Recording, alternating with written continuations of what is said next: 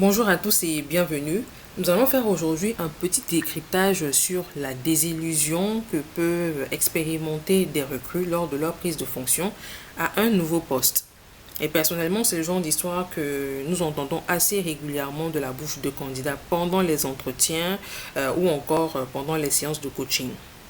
Alors, c'est quoi le contexte généralement? Donc, vous venez d'intégrer une entreprise pleine d'enthousiasme, de rêves, de projets, mais à peine quelques semaines plus tard et parfois même quelques jours, désenchantement total, la réalité vous rattrape. Ce que vous vivez ne correspond pas du tout à ce que l'entreprise vous a vendu. Alors, pourquoi ce fossé entre attente et réalité? Alors, il peut y avoir plusieurs causes qui peuvent expliquer la déception ressentie, mais on va en citer trois. Donc, la première cause, la première raison, c'est le décalage entre l'offre d'emploi et la réalité du poste. Dans ce cas-là, ça va signifier qu'on vous a peut-être fait trop de promesses superflues ou trop vendeuses pendant l'entretien. Donc, comme on l'a dit dans un podcast précédent, il faut vraiment faire attention aux promesses trop vendeuses lorsque vous êtes en entretien, lorsque vous êtes engagé dans un processus de recrutement.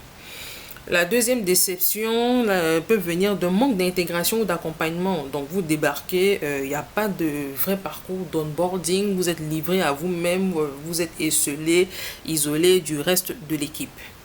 La troisième raison, ça va être la culture d'entreprise maintenant qui pose un problème. Donc, vous vous rendez compte que les valeurs que l'entreprise affiche sont différentes de celles que vous vivez alors que vous êtes à l'intérieur. Et ça peut venir d'un management qui est assez toxique ou encore peu bienveillant. Alors, si vous vous retrouvez dans ce type de situation-là, qu'est-ce qu'il faut faire? Premièrement, la chose à ne pas faire, c'est de culpabiliser. Donc, si vous êtes déçu, c'est parce que vous étiez engagé, vous avez des espoirs. Donc, c'est une réaction tout à fait normale. Ce qu'il faut éviter de faire, c'est de rester sur ce sentiment de culpabilité et de déception, se laisser ranger, regretter son poste précédent, se culpabiliser pour ne pas avoir écouté tel conseil, ne pas avoir fait attention à tel signal, etc. Donc, vraiment, à ce stade, ça ne servira strictement à rien. Deuxième chose à faire, il faut faire le point objectivement. Donc, qu'est-ce qui vous déçoit concrètement? Qu'est-ce qui vous déçoit exactement? Est-ce que votre malaise est lié aux missions? Est-ce que c'est le management? Est-ce que c'est plutôt l'ambiance du travail qui ne correspond pas du tout à ce que vous attendiez? Et est-ce que parmi ces éléments-là, certains peuvent évoluer ou pas? Donc, il faudra faire un point par écrit sur ce qui vous dérange concrètement et avoir, si l'occasion se présente, faire un feedback honnête à votre mentor ou encore à votre manager. Mais par contre, il ne faudra pas aller vers lui avec des plaintes, des lamentations basées sur les émotions. Non, il faudra venir vers lui avec des éléments, avec voilà, des points factuels. Donc, la troisième étape, ça sera vraiment de passer à l'action. Et pour cela, trois options sont possibles selon la situation que vous vivez. Premièrement, soit vous décidez de rester et vous ajuster.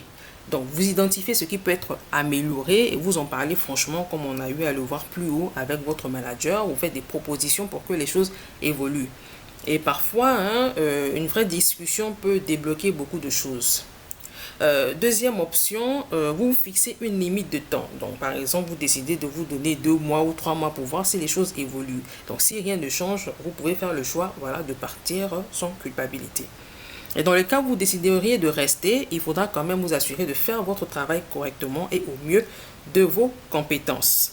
Donc, et aussi, moi, je vous encouragerais à faire quelque chose à côté qui va vous permettre de garder votre morale ou une chose que vous aimez. Ça peut être, voilà, une activité extra-professionnelle, donner des cours, participer à des actions de bienfaisance, etc. Donc, ça va vous permettre de garder un certain équilibre et de ne pas péter un câble. La dernière option, si vous décidez de partir immédiatement parce que vous sentez que ça ne collera jamais, votre santé mentale est vraiment en train de prendre un coup, vous n'arrivez plus à supporter, donc là, vous pouvez faire le choix de partir immédiatement. Alors, mon dernier conseil va concerner une chose qu'il faut faire quand même en amont et ce qui peut vous permettre d'éviter ou encore d'atténuer les effets de désillusion.